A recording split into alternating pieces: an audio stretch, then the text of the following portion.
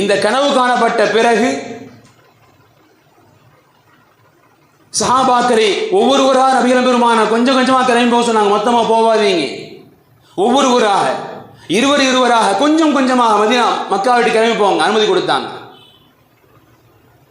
இறுதியில் நபிகள் பெருமானார் ஸல்லல்லாஹு அலைஹி வஸல்லம் அன்னவர்கள் தனது நெருங்கிய தோழமை அபூபக்கர் ரலியல்லாஹு அன்ஹு பார்த்தாங்க.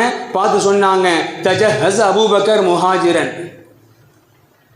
என் அருமை தோழரை அபூபக்கரை ஹிஜ்ரத்திற்கு நீங்கள் தயாராகிக் கொள்ளுங்கள். சொன்ன ரசூல் சொன்னாங்க, அலா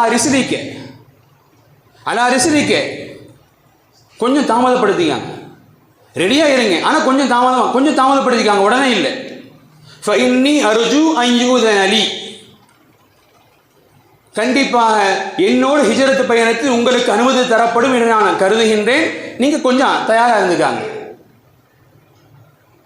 எப்போ நபிகள் பெருமான் சொன்னாங்க, தன் தோழர் அபூபக்கரை கூப்பிட்டு ரலியல்லாஹு அன்ஹு நபிகள் பெருமான் எப்போ சொன்னாங்க, வரலாறு எழுதுறாங்க, ஹிஜ்ரத் பயணத்திற்கு 4 மாதத்திற்கு முன்பாக, ஹிஜ்ரத் பயணத்திற்கு 4 மாதங்களுக்கு முன்பாக நபிகள் பெருமானார் சொன்ன உடனே சையதுனா அபூபக்கர் ரலியல்லாஹு அன்ஹு தன்னிடத்தில் இருக்கக்கூடிய சில பொற்காசுகளை திரட்டி கொண்டு போய் 2 ஒட்டகத்தை அன்னைக்கு வாங்கிட்டாங்க.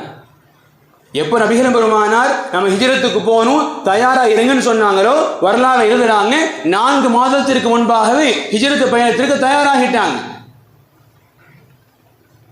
ஏன் நபியினுடைய வாக்குறுதி கண்டிப்பாக அது செயல்படுத்தப்படும். எனவே தயாரானார்கள். 4 மாதங்களுக்கு முன்பாகவே 2 வாகனங்களை 2 ஒட்டகங்களை தன் வீட்டில் வாங்கி கட்டிவிட்டு தான் ரெடியானாங்க சையதுனா அபூபக்கர் ரலியல்லாஹு அன்ஹு.